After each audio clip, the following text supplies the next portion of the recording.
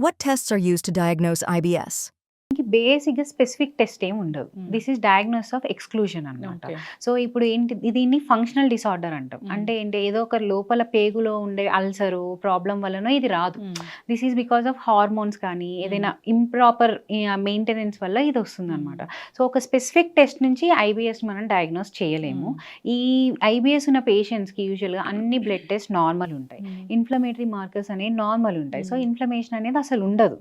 And అలాగే మనం endoscopy, colonoscopy చేసినప్పుడు కూడా మనకేమీ దొరకదు.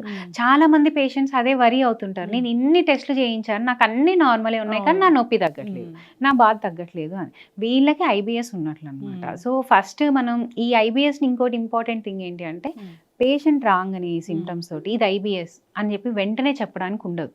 సో దీనికి దగ్గరగా ఉండే డయాగ్నోసిస్ ఏంటంటే ఇన్ఫ్లమేటరీ బవెల్ డిసీజ్. కొంతమంది కొంచెం ఏజ్ ఎక్కువ ఉన్న వాళ్ళు క్యాన్సర్స్లో కూడా ఇలాంటి సిమ్టమ్సే రావచ్చు. సో కాబట్టి మనం ఫస్ట్ క్యాన్సర్స్ని కానీ ఈ ఇన్ఫ్లమేటరీ బవెల్ డిసీజ్ని కానీ రూల్ అవుట్ చేసుకోవాలన్నమాట.